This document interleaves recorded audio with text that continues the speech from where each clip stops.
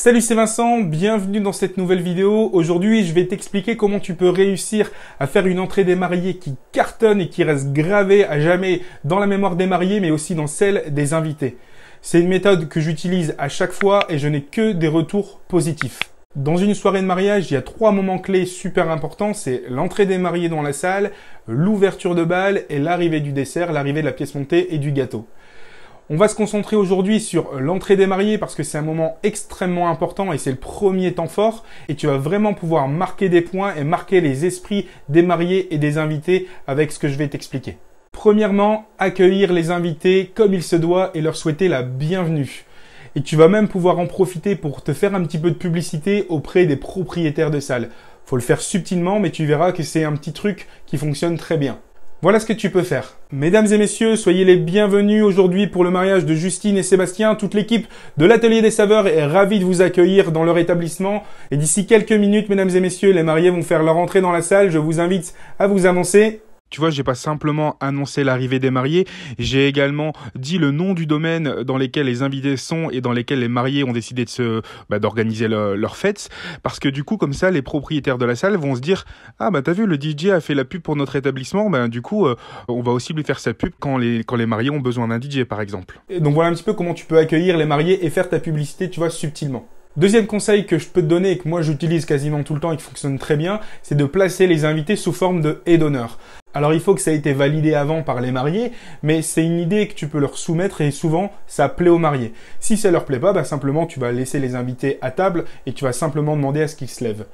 Mais voilà, l'aide d'honneur c'est toujours assez sympathique pour une entrée des mariés. Troisième conseil que je peux te donner et que je fais également tout le temps, c'est que je vais prendre la température avant d'annoncer l'arrivée des mariés. Et comment je fais pour faire ça par exemple ? Mesdames et messieurs, soyez les bienvenus pour le mariage de Justine et Sébastien. Je vais prendre un petit peu la température, je vais vous demander de faire un tonnerre d'applaudissements pour... Et là, je vais donner le prénom des parents. Donc par exemple, pour Stéphane et Julie, les parents de la mariée. Là, les gens vont applaudir. Et je vais faire la même chose pour le marié. Et je vais également vous demander de faire un maximum de bruit pour les parents de Sébastien. On peut les applaudir bien fort. Céline et Julien. Ça permet aussi de mettre de l'ambiance et ça fait toujours plaisir aux parents. Attention par contre à être très prudent parce que de temps en temps ça arrive malheureusement que les mariés n'ont plus leurs parents, donc c'est à voir en amont avec eux. Faut que ça soit fait encore une fois subtilement parce que s'ils ont perdu leurs parents et que tu leur demandes de les applaudir, alors là tu vas créer un gros malaise et tu auras tout loupé. Mais l'idée voilà, si tu arrives à le faire, tu verras que ça met de l'ambiance et ça fait plaisir aux parents, donc ils vont se souvenir de toi et ils vont parler de toi par la suite. Quatrième conseil que je peux te donner, c'est que avant d'annoncer l'entrée des mariés, c'est de faire un décompte. Moi, ce que j'aime bien faire, c'est « Mesdames et messieurs, d'ici quelques instants, l'entrée des mariés dans 5, 4, 3, 2, 1... » Et là, je balance la musique et les mariés arrivent. Ce que tu peux même faire, après tout dépend de la place que tu vas avoir, mais quand c'est possible, c'est vraiment cool de faire ça, c'est de mettre un écran géant derrière toi avec un décompte. Voilà, moi je le fais de 5 à 0. Et du coup, tous les invités vont faire 5, 4, un peu comme un nouvel an, et à 0, tu balances la musique et les mariés arrivent. Cinquième conseil qui fonctionne extrêmement bien, c'est de faire une entrée dansante. Ça veut dire quoi? Ça veut dire que les mariés vont arriver, vont faire leur show, et là tu vas commencer à mettre de l'ambiance pour faire danser les gens.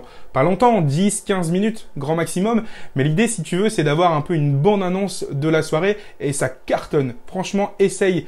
Alors, petite astuce pour lancer la soirée, parce que les invités n'ont pas forcément l'habitude de danser tout de suite. Moi, ce que je fais, c'est que je demande aux mariés de briefer les témoins. Comme ça, une fois qu'ils ont terminé l'entrée des mariés, une fois qu'ils savent plus trop quoi faire, ils vont chercher leurs témoins et ils commencent à danser.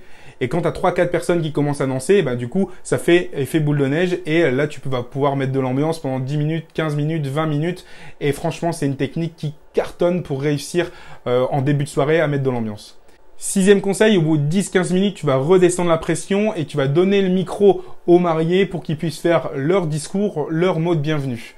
Et moi, ce que j'aime bien faire, c'est toujours mettre une petite musique de film en fond, l'histoire d'avoir un petit côté encore plus émouvant. Attention, il ne faut pas que la musique aille trop fort, il faut vraiment que ça soit vraiment en fond, pour que le principal, c'est quand même qu'on entende le discours des mariés. Et 7e conseil que je peux te donner, c'est justement, une fois que le discours a été terminé, moi j'aime bien relancer la même musique d'entrée des mariés. Alors un petit peu moins fort parce que sinon l'ambiance elle va repartir, les gens vont se remettre à danser et là le traiteur va péter un plomb. Mais voilà, l'idée c'est de faire un petit rappel et un petit clin d'œil. Donc vraiment, c'est cette astuce et cette méthodologie, je t'invite à l'appliquer dans tes prochaines soirées. N'hésite pas à me faire un petit retour d'expérience dans les commentaires. Je suis curieux d'avoir ton retour, mais je suis certain que tu vas tout déchirer en appliquant cette méthode. Et si tu veux aller plus loin, que tu veux développer ton business de DJ et que tu veux réussir à en vivre, il y a un lien dans la description où tu vas pouvoir accéder à une formation gratuite. À travers cette formation, tu as accès à 3 vidéos. Dans la première vidéo, je t'explique pourquoi il faut que tu te lances dans l'univers du mariage parce que c'est très lucratif pour nous les DJ. Je vais même te montrer mes chiffres. La deuxième vidéo, je vais t'expliquer toutes les erreurs et les pièges dans lesquels il faut absolument pas tomber si tu veux être considéré comme un professionnel et plus comme un amateur. Et enfin, dans la 3e vidéo, je t'explique les leviers à actionner, les clés du succès à mettre en place à travers une présentation pour que tu puisses booster ton activité, attirer plus de clients, vendre tes prestations plus facilement, plus rapidement et plus cher. Je te dis à tout de suite de l'autre côté, c'était Vincent. Ciao!